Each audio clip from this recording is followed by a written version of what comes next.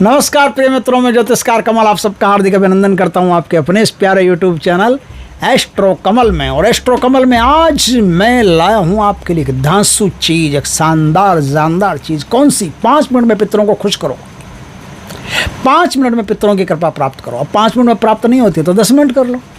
करना तो आपको है, पितर आपके हैं, खुश कैसे करने हैं ये मैं बता दूंगा। दोस्तों, पितरों को खुश करने के लिए आपका व्यक्तित्व पितरों के अनुसार होना जरूरी है। बाकी कोई भी तंत्र मंत्र करो, टोने टोटके करो, वो सब तो ब्रोजर हैं। आपके कुल के पितर उसी आदमी से तृप्त होंगे जो उनके जैसा आपके कुल में पैदा हुआ है। यदि आपके कुल के पितर मांसाहारी थे तो मांसाहारी व्यक्ति से ही उनका भोग जाएगा। शाकाहारी थे तो शाकाहारी व्यक्ति से ही उनका भोग जाएगा। आप यदि शाकाहारी हो गए हो और आप चाहते हो कि पितरों को खुश करें तो अब पितरों को आप खुश नहीं कर सकते। अब पितर आप पर नाराज रहेंगे। भोग उनको वही देना पड़ेगा जो वो खाते थे। अब कुछ पीढ़ियाँ ऐसी होती है, उन पीढ़ियों के लोग मांसाहारी तामसिक वृत्ति के होते हैं। कुछ पीढ़ियों के लोग बड़े शाकाहारी होते हैं, भगवान की भक्ति करने वाले होते हैं। कृष्ण आदि की भक्ति जो सात्विक होते हैं, मीठा मीठा खाते हैं, हनुमान जी की, वो होते हैं। जिस प्रकार के आपके पितर रहेंगे उस प्रकार का भोग तो देना ही होगा, तब जाकर के पितर आप पर प्रसन्न रहेंगे। नहीं तो पीढ़ियाँ पितरों से खराब होने लगती है। तब क्या करना पड़ता है? तब एक काम करना पड़ता है कि यदि आपने अपना चरित्र बदल लिया, चरित्र बदलने से पितर नहीं बदलते, तब आपने चरित्र बदल लिया। वो सात्विक थे, आप तामसिक हो गए, खुश नहीं। वो तामसिक थे, आप सात्विक हो गए, पितर खुश नहीं। पितरों की आप पूजा नहीं करते, पितरों का आप भोग नहीं देते, पितर खुश नहीं। इतना होने पर भी यदि पितरों को आप प्रार्थना करते हैं, भोग देते हैं कि हम बदल गए, अब हम सात्विक व्रत के, अब हम नहीं मांसाहार करते हैं, आप कृपा कीजिए, यही भोग लीजिए, तो वो राजी हो जाते हैं, आप पर कृपा कर देते हैं। फिर भी नहीं करते तो आपको मैं तरीका बताता हूँ।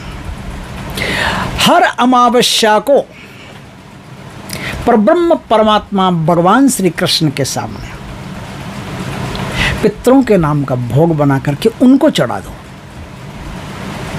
उनको चढ़ा करके कहो कि हे कृष्ण, पितरों में अरियम्मा तुम हो, पित्राणाम अरियम्मा, पितरों में अरियम्मा तुम हो।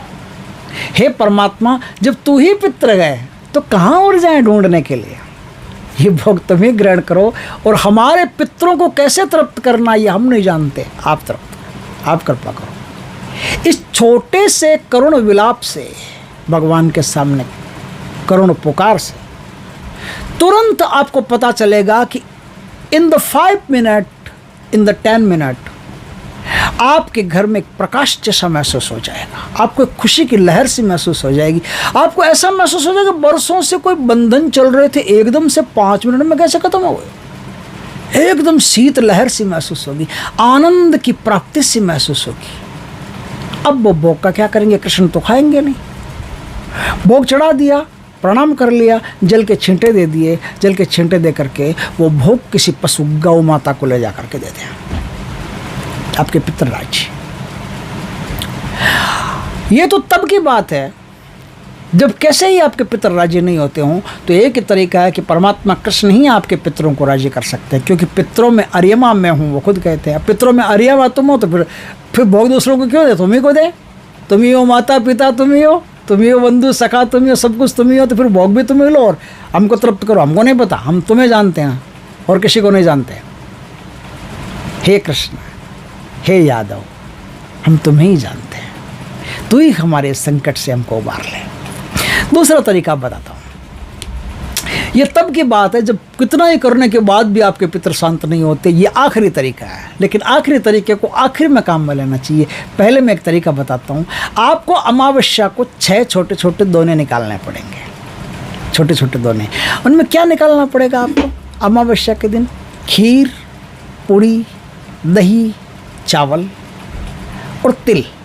खीर, पूड़ी, दही, चावल और तिल, ठीक है।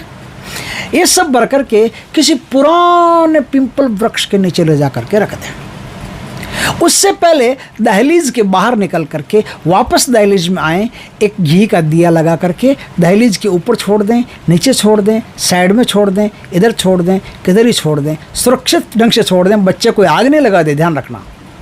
वो दिया जलाएं, दिया जला करके या तो जाएं या फिर वापस आकर के नहा धो करके फिर दिया जलाएं। ये दिया पितरों के नाम का आपको जलाना है, चौखट के ऊपर जलाना है, क्योंकि पितर चौखट के ऊपर से ही निवास करते हैं।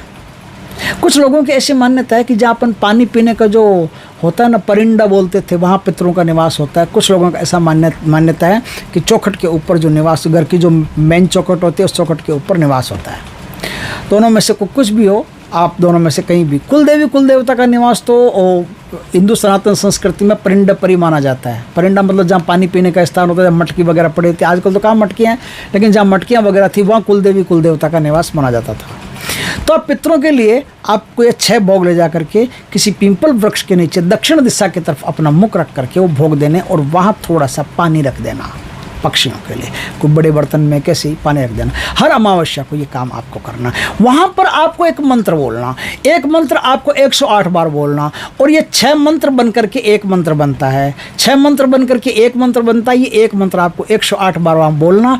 बोल करके पितरों के धूप अगरबत्ती कर देना, प्रणाम करना, अपने घर आ जाना प्रणाम करके, और हाथ पैर धो करके घर में घुस जाना। पितरों की कृपा आप पर हमेशा बनी रहेगी, और ऐसी कृपा होगी आप याद करोगे।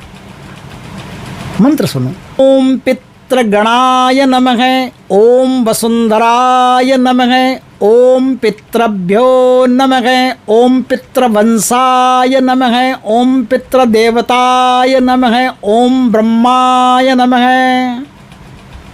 ये मंत्र है।